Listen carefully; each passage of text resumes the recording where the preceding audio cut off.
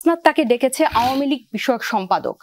রুমিন আপা হাসনাতের পুরনো ছবি পোস্ট করুক, ভালো, রাক্ষোভ এটা চলুক, কিন্তু উনি যখন ফকিন্নির বাচ্চা লিখবেন, ওনার মতো এত অভিজ্ঞ একজন মানুষ, এত বর্ণাঢ্য ওনার রাজনৈতিক জীবন, এটা কিন্তু অনেককে আহত করে। এবং আপনি দেখেন এই আসলে ফকিন্নির বাচ্চারা কিন্তু অনেক পথশিশু কিন্তু জীবন দিয়েছে, শহীদ হয়েছে।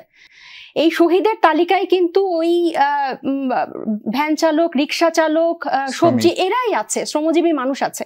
তাহলে আপনি তাকে, সে আপনাকে একটা আওয়ামী লীগ বিষয়ক সম্পাদক বলেছে, আপনি পাল্টা তাকে তার কথাটাকে করেন। এবং হুমায়রা কিন্তু সাথে সাথে এটা ডিলিট করেছে, তারপরও তার এটার যে রিফ্লেকশন এবং সে আমাদের ফোরামেও বলেছে। সাইবার বুলিং এ নারীরা যে পরিমাণ শিকার হচ্ছে, ধরেন সাম্প্রতিক সময় রুমিন ফারহানা, তার আগে আপনি, তার আগে আরেকজন হুমায়রানুর একটা কমেন্ট করে সেও সাইবার বুলিং এর শিকার। ফলে এবং এই শব্দ চয়নে আমরা কোনো পক্ষই ছাড় দিচ্ছি না। এমনকি যে ধরনের স্লোগান উচ্চারিত হচ্ছে বিশ্ববিদ্যালয় বা অন্যান্য জায়গায়, এই ধরনের স্লোগান কিন্তু আমরা 5 আগস্টের আগেও শুনি নাই, মানে আন্দোলন যখন তুঙ্গে ছিল তখনও শুনি নাই। এই জিনিসটা কেন হচ্ছে আসলে? এটার উত্তর দেওয়ার আগে আমি বাউল ভাইয়ের একটা কথার প্রেক্ষিতে একটা লাইন বলি, যে মেলায় বাচ্চারা যেরকম আবদার করে, গণপরিষদের আমাদের আবদারটা এত বছর উনি শুনে নাই, ব্যাপারটা এরকম না।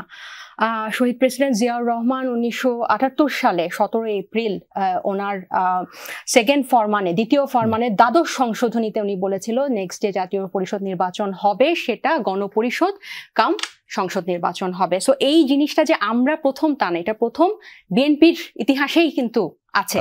তো এই মেলায় আবদারটা কিন্তু শহীদ প্রেসিডেন্ট জিয়াউর রহমান ফরমান জারি করে কিন্তু দ্বাদশ সংশোধনীতে বলেছেন। এবার সাইবার বুলিং এ আসি। প্রথম বাক্য যেটা আমি বলবো, যে হুমায়রা যখন ওই কমেন্টটা করে, আমরা 4-5 জন সাথে সাথে আমাদের যে নিজস্ব ফোরাম আছে আমরা ওখানে অ্যাড্রেস করি এবং ওকে এটা উইথড্র করে সাথে সাথে, কিন্তু ওই 3 মিনিটে যে ড্যামেজটা হওয়ার এটা হয়ে গেছে।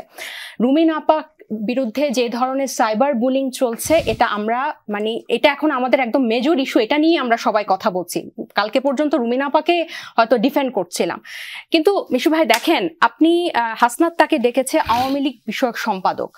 রুমিন আপা হাসনাতের পুরনো ছবি পোস্ট করুক, ভালো, রাক্ষোভ এটা চলুক, কিন্তু উনি যখন ফকিন্নির বাচ্চা লিখবেন, ওনার মতো এত অভিজ্ঞ একজন মানুষ, এত বর্ণাঢ্য ওনার রাজনৈতিক জীবন, এটা কিন্তু অনেককে আহত করে। এবং আপনি দেখেন এই আসলে ফকিন্নির বাচ্চারা কিন্তু অনেক পথশিশু কিন্তু জীবন দিয়েছে, শহীদ হয়েছে।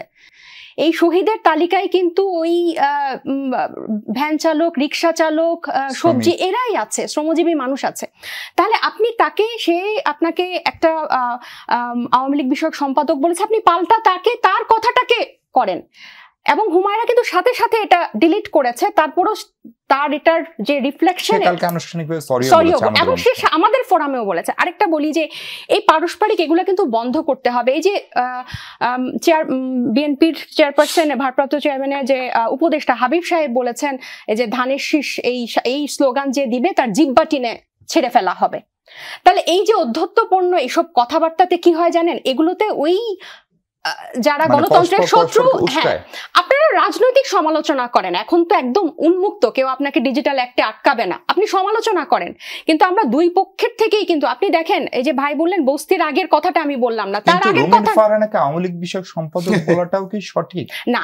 আমি তার ভূমিকাটা আপনারা দেখেছেন। আমি একটা কথা বলি, উনি যেহেতু বললেন না যে 15 বছরেও এটা হয় নাই যে আমাকে ধাক্কা দিয়েছে, বা উনি যে ফ্ল্যাটের আবেদন করেছিলেন, এটা হ্যাঁ প্লটের আবেদন করেছিলেন, এটা এবং দেখেন রুমিন আপা কিন্তু বলেছে, আমি যেদিন আবেদন করেছি ওই দিনই কিন্তু আমি আবেদন উইথড্র করেছি, কিন্তু এই কথা রয়ে গেছে, সেম এই হুমায়রার কমেন্টের মতোই।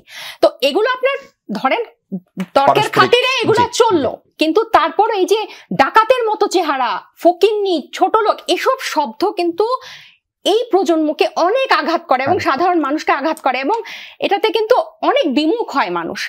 আমরা তো এখানে আসছি, আপনি দেখেন একটা লাইন, হ্যাঁ আমি জানি সারাদিন ফেসবুকে এগুলা চলে, কিন্তু আমাদের এখন গণ অভ্যুত্থান পরবর্তী কত একটা ইম্পর্টেন্ট সময়, যে আমরা এই রাষ্ট্র কাঠামো নিয়ে তর্ক করব, যুদ্ধ করব, এটাকে ফিক্স করবো, আমরা ওইটাতে যাইতে পারি না।